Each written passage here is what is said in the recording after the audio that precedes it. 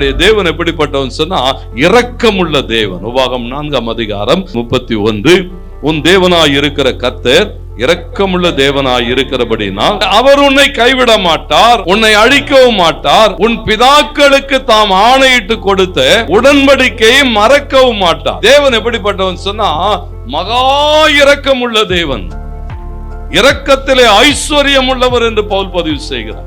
ஆண்டவருக்கு மகிமை உண்டாகட்டும். நல்லா கவனிங்க, தேவன் என்ன எதிர்பார்க்கிறான் சொன்னா அவர் இரக்கம் உள்ளவர். லூக்கா 6:36 சொல்லுகிறது, ஆகையால் உங்கள் பிதா இரக்கமுள்ளவராய் இருக்கிறது போல நீங்கள் என்ன செய்யுங்க, இரக்கத்தை எதிர்பார்க்கிறார். தேவனுக்கு மகிமை உண்டாகட்டும். இன்றைக்கு இரக்கமுள்ள ஜனங்கள் குறைந்து கொண்டு இருக்கிறார். முதல்ல அப்படி இல்லை. கிறிஸ்தவங்கனாவே என்னதான், ஐயோ அன்பானவங்க, கிறிஸ்தவங்கனாவே இரக்கம் உள்ளவர்கள். ஆண்டவருக்கு மகிமை உண்டாகட்டும். இன்றைக்கு அப்படி இருக்கிறதா? தேவன் என்ன எதிர்பார்க்கிறார் சொன்னா, நீ தேவ பிள்ளைன்னு சொன்னா தேவனுடைய குணாதிசயம் உன்னிலே வெளிப்பட வேண்டும். எவ்வளவு இரக்கம் உள்ளவர். ஆண்டவருக்கு மகிமை உண்டாகட்டும். சொல்லுகிறாரு, உன் தேவனாயிருக்கிற கர்த்தர் இரக்கமுள்ள தேவனாயிருக்கிறபடினால் உன்னை என்ன செய்ய மாட்டாரு, கைவிடவே மாட்டார். எந்த சூழலிலும் வசனம் சொல்லுகிறது, உன்னை அழிக்கவும் மாட்டார். உன் பிதாக்களுக்கு, ஆண்டவர் என்றைக்கோ நம்முடைய பிதாக்களுக்கு வாக்கு பண்ணினார், உடன்படிக்கை செய்தார். அந்த உடன்படிக்கை என்ன செய்ய மாட்டாரா? ஒரு நாள் நீங்க கவனிங்க, என்னோடு கூட கர்த்தர் உங்களோடு கூட பேசிட்டு நம்மோடு கூட பேசுவாராக. ஒரு தகப்பன் தன் பிள்ளைகளை ஆசீர்வதிக்க வருகிற போது அவனால் ஆசீர்வதிக்கவே முடியல. சிலர் அவனால் என்ன செய்ய முடியல, தன் பிள்ளையை பார்த்து நல்லா இருன்னு சொல்லுவான். தன் பிள்ளையை பார்த்து சொல்றான், நீ நாசமா போவேன்னு சொன்னான்.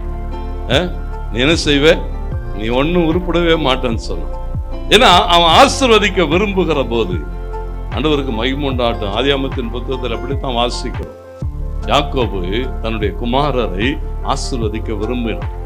49ஆம் அதிகாரம் முழுவதும் நீங்க வாசிச்சு பாருங்க. அவன் அவர்களை ஆசீர்வதிக்க விரும்புகிறான். அவனால் என்ன செய்ய முடியல, அவர்களுடைய நடக்கையை பார்க்கிறான், பிள்ளைகளுடைய நடக்கையை பார்க்கிறான், ரூபனை பார்க்கிறான், ரூபனோடு கூட பேசுகிறான். ரூபன் கிட்ட பேசுகிற போது என்ன தெரியுமா சொன்னா, நீ மேன்மை அடைய மாட்டாய், நீ வாழ்ந்திருக்க முடியாது, நீ ஆசீர்வாதமாய் இருக்க முடியாது. ஆண்டவருக்கு மகிமை உண்டாகட்டும். ஒவ்வொரு பிள்ளைகளை, சிமியோனையும் லேவியை பார்த்து சொல்லுகிறான், உன் கோபம் உன் மூர்க்கம் என்ன செய்யும், உன்னை அழிய பண்ணுன்னு சொன்னான்.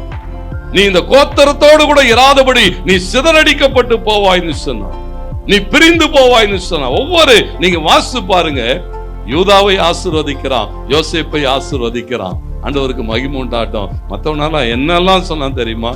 ஒருத்தனை பார்த்து சொன்னா, நீ சமையல்காரனா தான் இருப்பேன், நல்லா சமைச்சு போடுவேன், யாரவனுக்காவது என்ன செய்வே, சமைச்சு போடு. ஒருத்தனை பார்த்து சொல்லுகிறான், இல்ல நீ என்ன செய்வே, அடிமையாயிருப்ப, 2 பொதிகளுக்கு நடுவே படுத்து கிடக்கிற கழுதையை போல நீ என்ன செய்வே, அடிமையாக. பாருங்க, ஒரு தகப்பன் தன் பிள்ளைகளை ஆசீர்வதிக்க விரும்புகிற போது. நல்ல கவனிங்க, ஏன்னு சொன்னா இந்த வார்த்தைகள் யாருக்கு நேராய் பேசப்பட்டது தெரியுமா? ஆபிரகாமின் சந்ததிக்கு நேராய் பேசப்படுகிறது. ஈசாக்கினுடைய சந்ததிக்கு நேராய் பேசப்படுகிறது. பேசுகிறவன் யாக்கோபு. ஆண்டவருக்கு மகிமை உண்டாகட்டும். நல்லா கவனிங்க, உடன்படிக்கை பண்ணினவர் மகா பெரிய தேவன், அவர் இரக்கம் உள்ள தேவன்.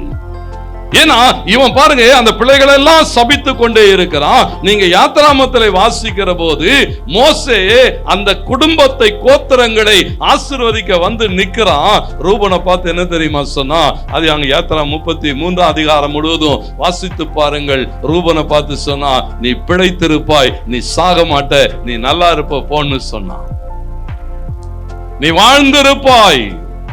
அப்பா சொன்னா, நீ மேன்மை அடைய மாட்டாய்ன்னு.